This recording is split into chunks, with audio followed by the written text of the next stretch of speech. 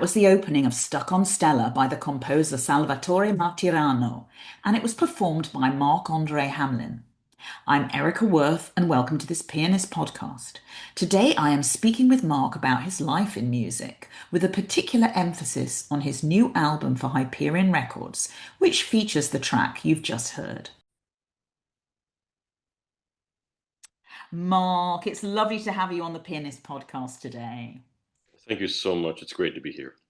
Oh, it's so great to have you here. I've known you for many, many years, but right now, I think the focus of this discussion was going to be about your new album. And with such an intriguing title, if ever there was one, Found Objects, Sound Objects. If you could maybe tell the listeners how you came up with such a title. Well, it wasn't the first idea actually. The My original idea and the one that it was a working title really was I'm almost embarrassed to say it, mixtape. So Marc Hamlin's mixtape. Okay. But I was it didn't take too much time for people to convince me that it was a phrase, a sort of a moniker that was really maybe a little bit overused, Yes. and it didn't really completely describe, what I was after or what the album contents was about. So I tried various things, but I finally settled on this title simply because, well, the sort of a quasi alliteration it was probably attractive, but also, and well, I hope a little catchy as well. But I mean, every single piece, except for mine, of course, which finishes the album, was kind of a happy discovery. And the things that I found along the way, which I really, really latched onto for one reason or another. And also the sound objects part really refers to the fact that every single piece on the album uses the piano in very, very, very different ways and with very different purposes. So it's partly, I guess, a showcase of the pianistic possibilities and sound possibilities, that you can derive from a piano. Oh, absolutely. I mean, there's such a mixed bag of sound objects on here, and of course, John Cage's "Perilous Night," which, Well, that's the most extreme. Yes, yeah, yeah. yeah, yeah. Tell us a little bit about that. I mean, that's for prepared piano, isn't it?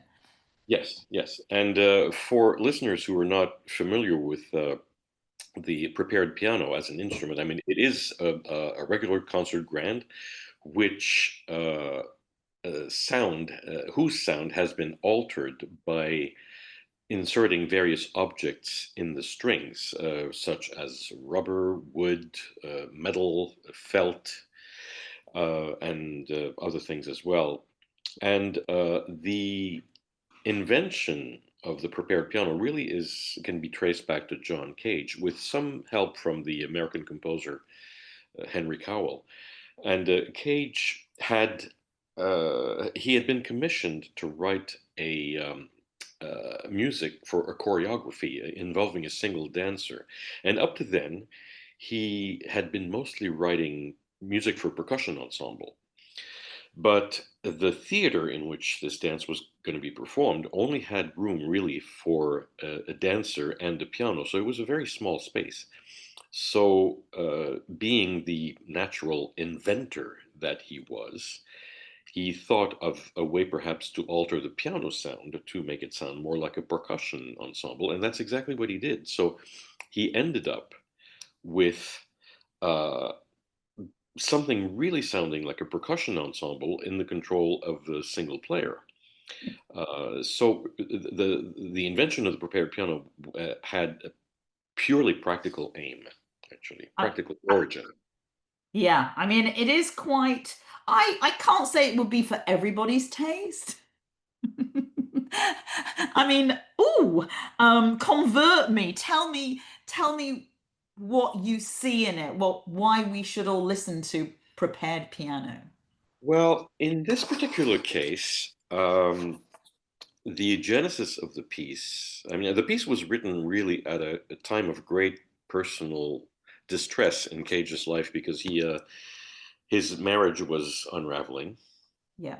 and the music really reflects that. It's in six sections. It's one piece, but it's in six sections. So there's six different tracks on the album, and it really trails off at the end without any hope of resolution. So it should not be Mm. listened to as a nameless, emotionless percussion piece. I mean, there is really a lot of um, dramatic juice in it, I guess, if you want to put Yes. it I that way. mean, what's interesting in your album, on the album, is just before that, you've had a very different type of piece in John Oswald's Tip, which is Hmm. light-hearted. I mean, that is amazing. As you say, it's a medley of dozens of well-known pieces. Hmm. Yeah, yeah. There are apparently something like 40 excerpts. Many of which are repeated. Actually, they occur again, like Furelise and the Moonlight Sonata and whatnot.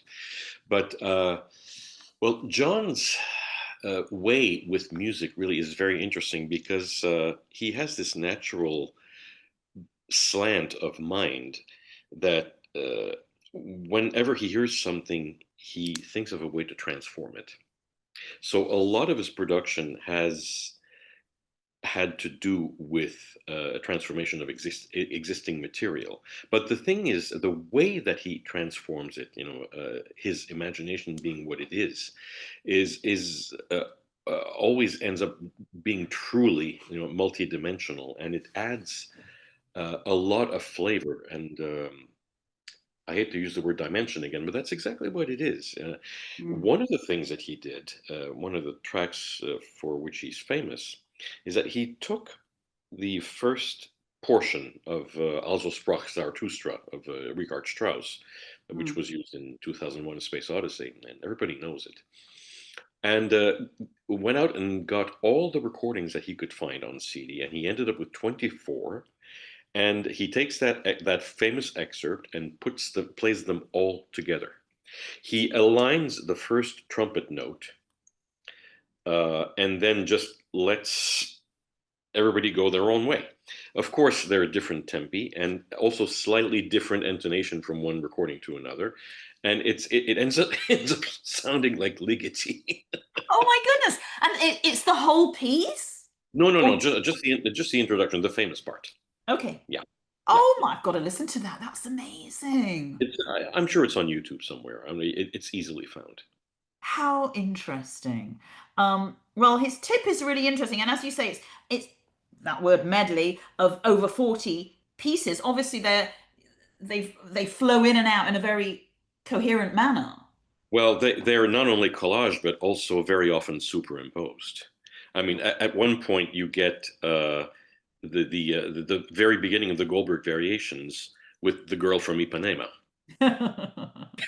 In another instance, also the opening of the Goldbergs with the opening of the Rite of Spring. But the most hilarious part to me is when he combines the first movement of Beethoven's 111 with the Linus and Lucy music from the Peanuts cartoons. Oh my And goodness. you know the part. Yes, yes. It's so well done. I would chuckle while playing it, and were it not so difficult. I mean, that's the one really, really tricky part in the whole piece. Okay. I mean, there are. In fact, when he first wrote it, it was actually unplayable because there were too many strands. So I had to simplify it a little bit with his approval, of course, with his complete Oh, approval. Yeah. okay, okay. Wow, yes, it does sound very hard, as does a lot of the repertoire on this album. And I'd like to now talk about your own composition. And Hmm. I hope I'm pronouncing it correctly. Hexen Sabbat. Hexen Sabbat, yeah, which just means witch's Sabbath in German. Ah, Uh, yeah, yeah. um, it has its origin in a sketch from many years ago. I think around the mid '80s. I think and I was still at university, and Hmm. I was very active, in trying to find my own voice, such as it is. And this was one of the sketches. I mean, I have a regular habit of going back to older things and see if I can make something out of them because I wrote down so many fragments in my past that never amounted to anything that sometimes I get my ideas from that. And I mean, at the time, I really didn't have the metal or the experience really to Mm. finish projects and develop them adequately. Mm. So with the passage of time now, I'm much more well equipped to make something out of these things. So that's what happened here. And in the back of my mind, I always had the very last part of the Berlioz Symphonie Fantastique Yes. with the Ronde du Sabbat, the Sabbath dance. And I also had the idea to use also what Berlioz used, which is a good use of the dies irae. Yeah. But in my case, the dies irae is used towards the end of the piece uh, in the superimposition. I mean, there's three of them at the same time at different speeds. Yeah. And that's really the trickiest part of the whole piece. And I spent a lot of time working on it. I think it's an amazing piece, and the climb. I mean, it just builds, to a great climax. I mean, it is Well, fantastic. I loved the end, especially in the recording session, because the piano allowed me to build up sound in a way that I probably never experienced before. What do you mean by that? What Well, just the accumulation of volume, and intensity, Yes. uh, without actually becoming violent. Oh. I reached the top, in quadruple forte, and I found that I could still build it up for a few bars, and that was Amazing. really exciting.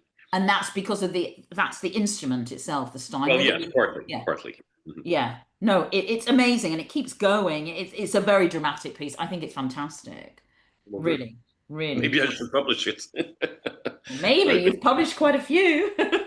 I mean, you've composed throughout your career. I mean, a lot of concert pianists don't. Did you feel that this was part of you as being a musician? You just knew you had to compose as well as be a. Yeah, I've always had the urge from the. I mean, this is insignificant, really, but from the very beginning, when I started piano lessons at age 5, uh, my dad, who was a very good amateur pianist, had scores lying around. Chopin, Liszt. I mean, especially those Liszt things. Mm. I mean, I grew up with the Peters edition, edited by Emil von Zara. It was very impressive visually for a little boy, So he had some music paper lying around, and I wanted to do the same thing, of course, But scribbling a whole lot of nonsense for many, many, many, many, many years. But the impulse was always there. And at the beginning, I admit that I was writing mostly for myself to play, Mm. But in recent years, I've become much, much more interested in writing for others. Oh, For example, Hegzen Sabat, this piece, I haven't played it in public yet, but it was written to be premiered by somebody else. oh, There's a young Israeli Yoav. pianist Yeah. named Yoav Levanon. Do you know him? Yes, absolutely. I've heard him. Yes, absolutely. A great virtuoso and a very. Yeah, so this piece was he premiered it as part of a concert which was actually broadcast by Medici, so you could probably still see it. Okay. Yeah, and he really was a hit with the audience with the piece. He really gave it Amazing. a all. Wow. So you haven't performed it. Wait until now for the recording. The recording, yes, but I haven't played it in public. No. And do you think you will? Maybe, but as I said, I get more fulfillment Wow. to by seeing what others can do with what I've done. That's so amazing.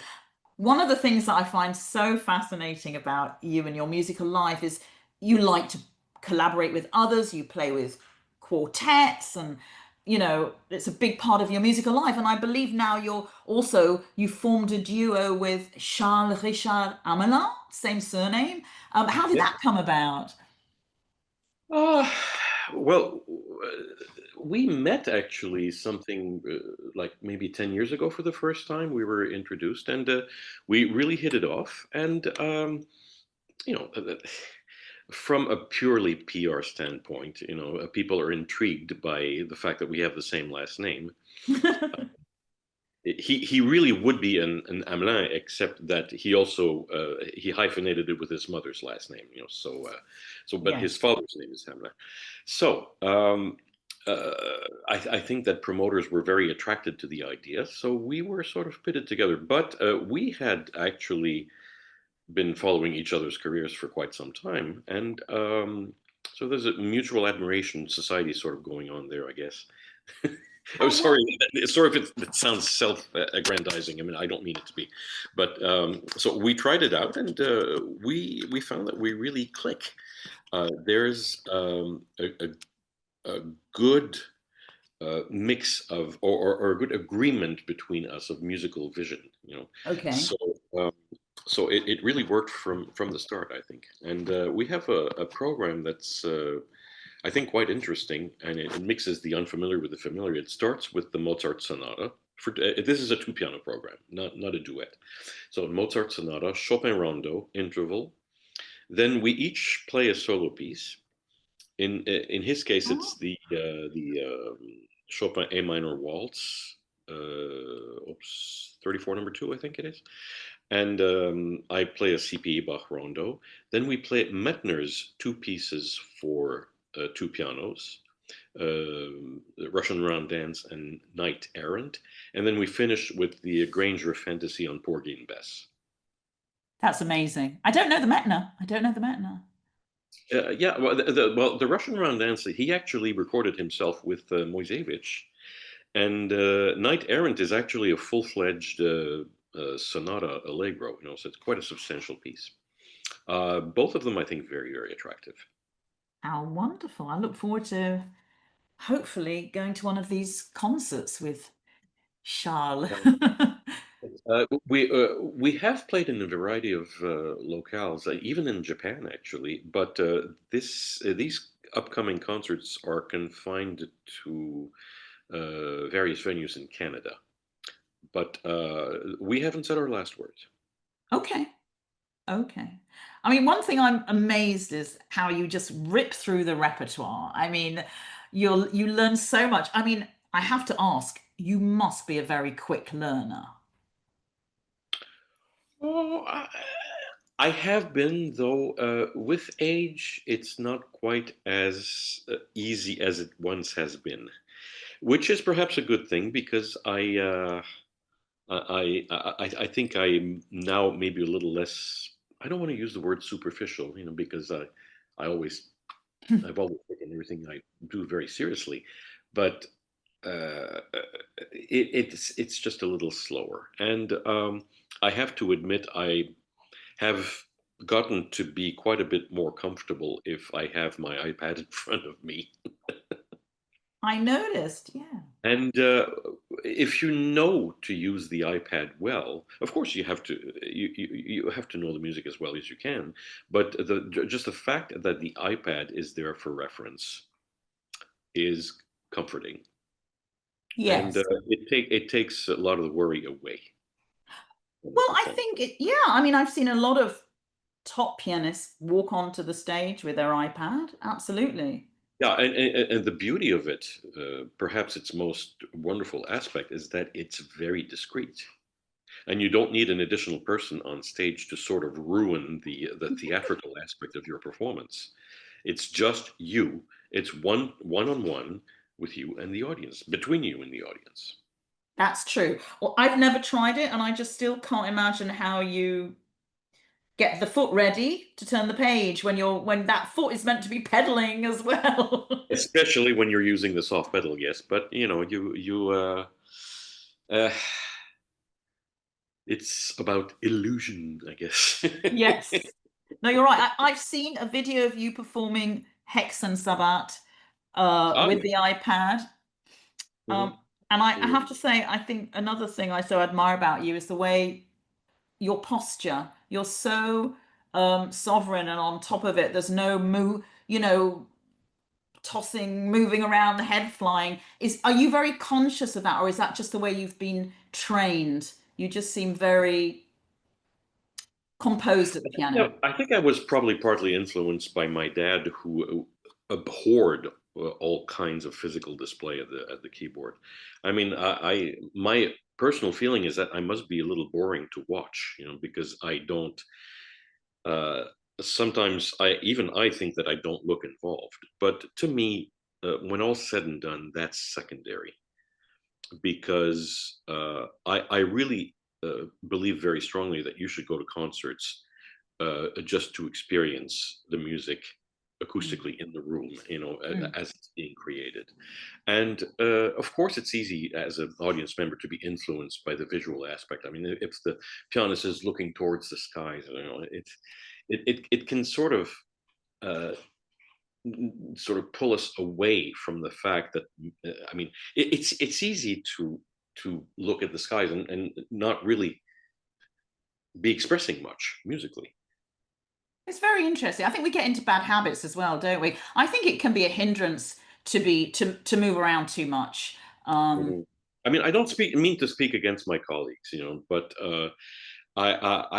all I can tell you is what works for me. Really, I mean, it's the only way I can really concentrate, and I'm not interested in creating a visual persona, that it wouldn't be me. no. So, did your father, I mean, he was obviously a big influence on you. Um, I believe when you were very young, he introduced you to repertoire, Alkan, Godowsky. Yes, but I think he was discovering it at the same time as I was. Okay. How lovely. He didn't really know it beforehand. I mean, he was certainly intrigued, but he also had his reservations about this repertoire. I mean, I'm not sure he liked Alcan all that much. Yeah. Uh, on the other hand, he absolutely revered Godowsky, and I mean, I actually have a document to prove the fact that I was introduced to the Godowsky Chopin studies as a score, not playing them or anything, when I was 7 years old.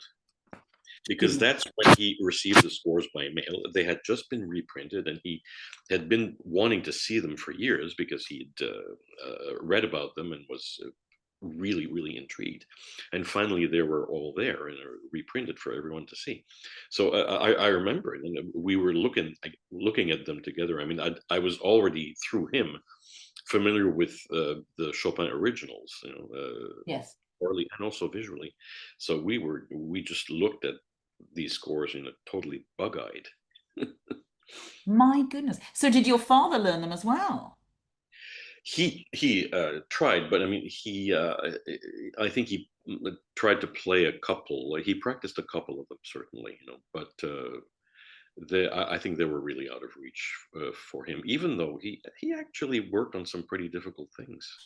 I mean, I have tapes of him, playing at home with large excerpts from things like the Franck symphonic variations, for example, or some Liszt. So he was up there. He had perfect pitch, so I think he had a good learning facility as well. And over the last year or so, I started to make a list of what I remember him practicing, or what I am aware that he knew. And the list is pretty impressive, really. Oh, But his taste really didn't go into the 20th century very much, with exceptions like the Prokofiev Seventh Sonata, which he really enjoyed. it's a Yeah, great piece, but it's but very accessible. yeah, Coffee. but I really had a lot of trouble convincing him of the worth of something like the Charles Ives Concord Sonata, which he sort of towards the end reluctantly sort of started to accept. Yes, okay. Oh, it's so nice that he was obviously a big part of your life. Oh, well, I don't know whether I would actually be doing this if it hadn't been for him. I probably would have discovered some kind of musical talent, but the nice thing is that through him and through the records that he was always playing at home, and through my mother's, even though she had no musical ability, I mean, she often just sang for herself, and she was a great lover of operetta and things like that. She had a real good musical taste. It was a really, really good, a very enviable environment to grow up in.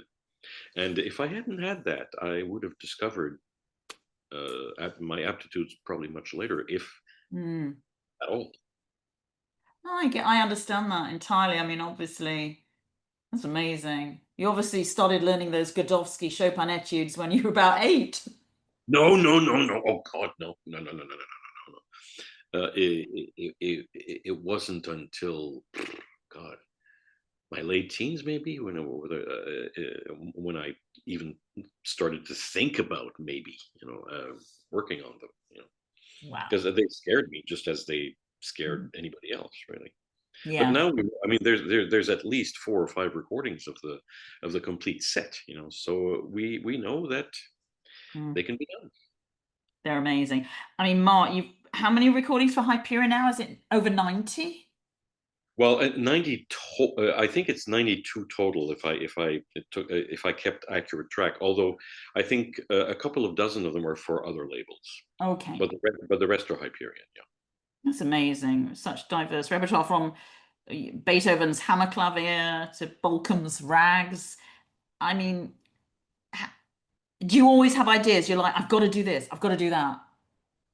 Well, I think my discography speaks for that. Really, it speaks to that. Yeah, yeah.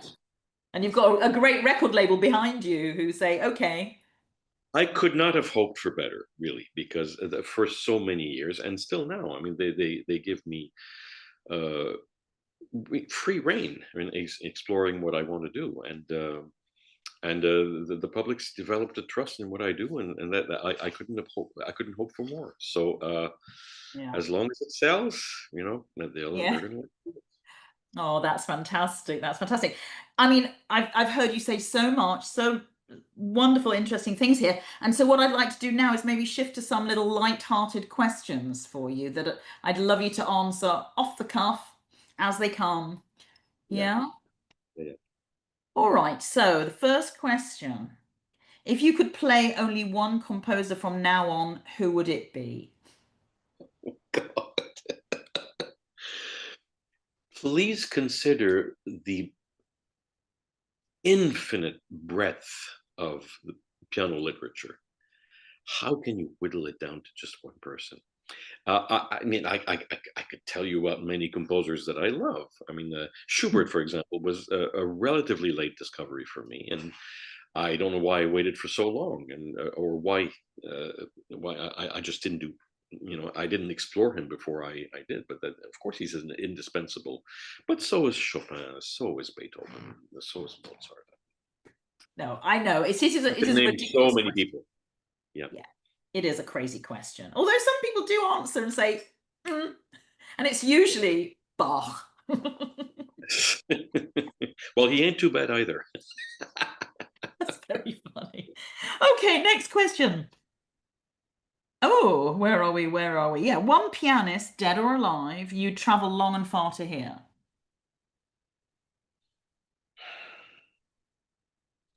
Based on the descriptions of his playing, which almost sound too good to be true, I would say Liszt. Yeah. Forget the flamboyant aspect of his writing and of his pianism. Apparently, he could play. I mean, he had a great reputation for being the utmost poet on Mm. the keyboard, and the emotional impact that he had on his listeners, I would really have loved to experience it myself. And it's really a crying shame that he did not live a few more years to be able to enter the recording era. Mm. Absolutely. Oh dear. Okay. Okay. One person, dead or alive, you would like to play for. Doesn't have to be a List, musician. List. list, I think, probably for the same reason. Okay. A question here. I'm sure you'll, I don't know, funny question. Do you have any technical struggles at the piano? Always, always. Um,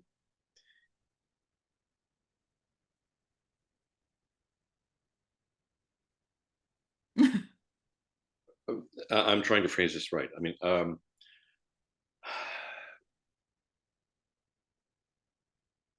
sometimes, very often actually, getting something to sound like what you think the composer intended entails a great deal of, in my case, refingering, Mm.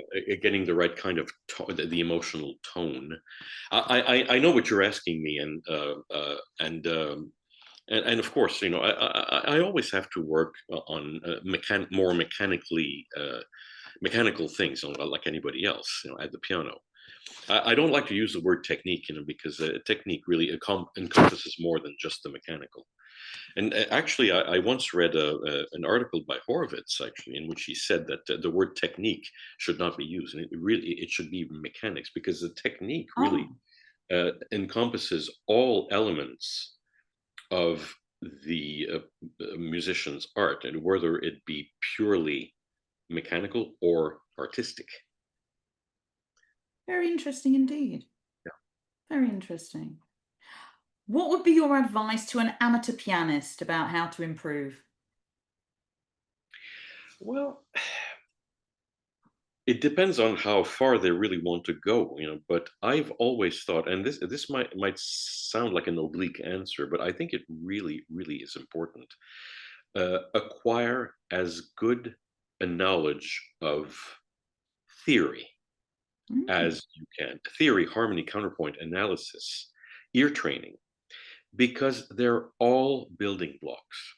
And I can say that in my case, they definitely had a humongous influence on my playing.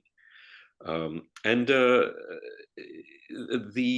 benefits can be subconscious. You Mm. might not be conscious of the effect of these things, but I think it's very important to have a good mind for music and not just let your fingers fly about. Yeah. Definitely. I mean, structure, that surely helps the structure of a sonata or Yeah, a piece. because it really helps you know what you're doing. Mm, Bottom line. absolutely. I like that. Finally, one composer you're not quite ready to tackle. Well, I've done pretty much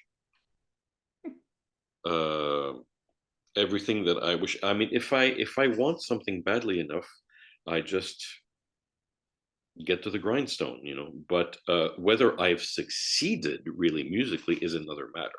That's for others to judge. Oh, Um, um, there are certain works perhaps that I'm intimidated by.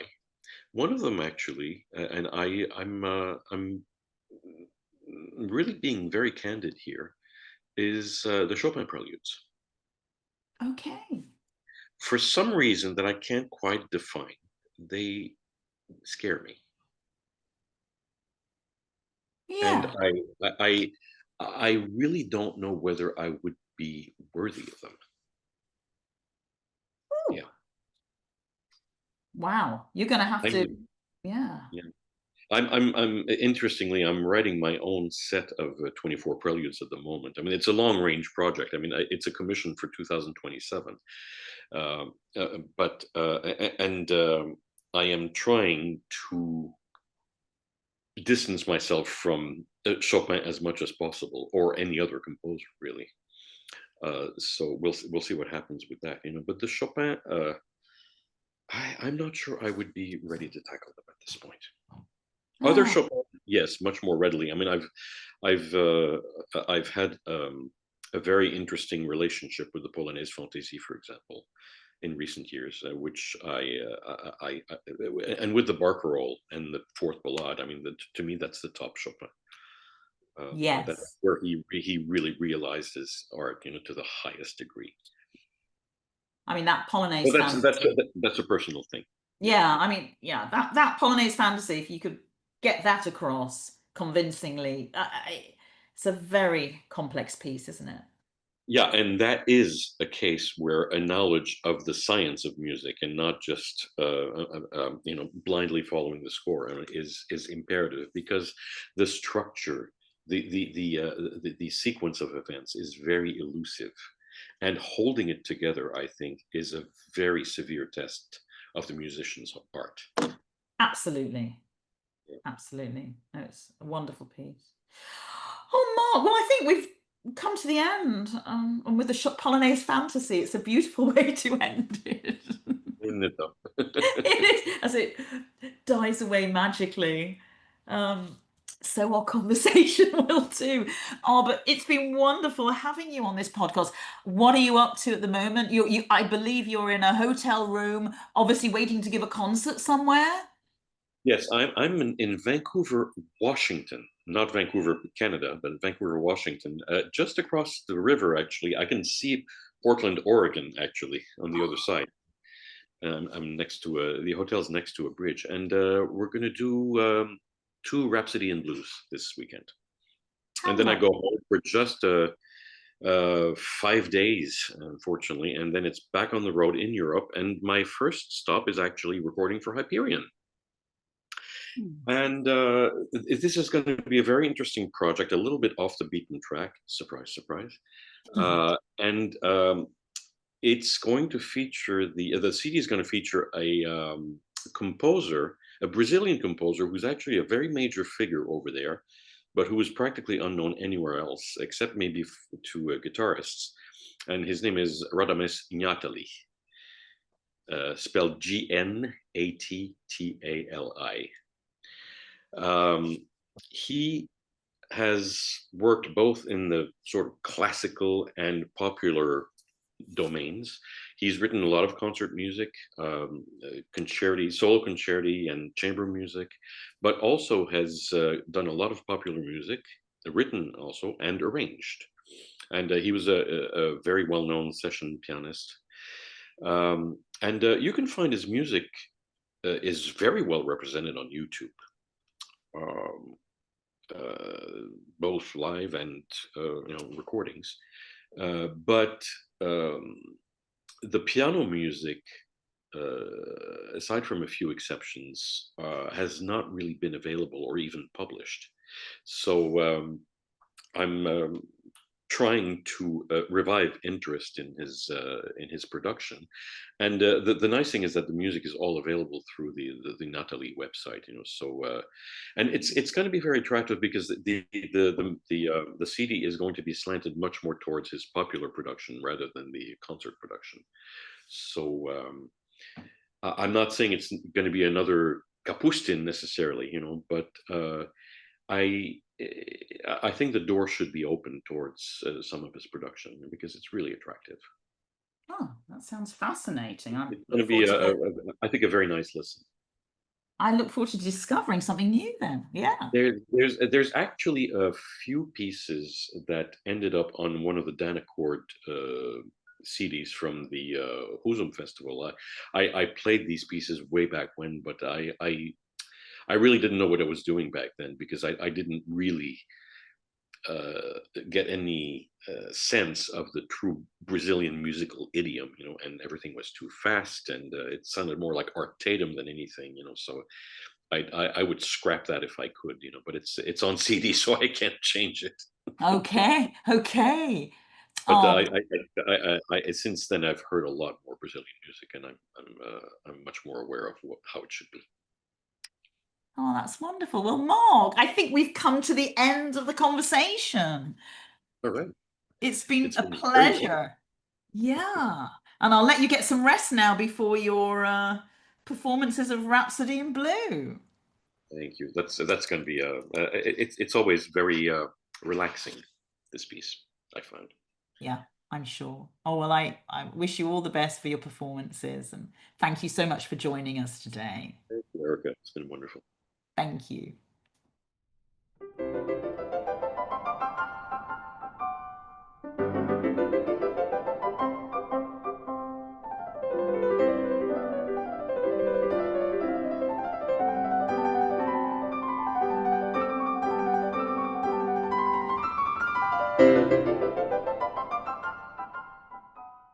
That was the finale of Beethoven's Opus 2 Number 3 Sonata, and it was performed by Marc-Andre Hamelin.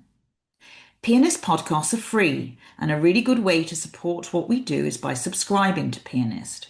Visit our website at pianistmagazine.com and listen to us on YouTube by searching Pianist Magazine. And don't forget to sign up to our newsletter, which is full of extra playing tips and useful information. Go to pianistmagazine.com to find out how to sign up.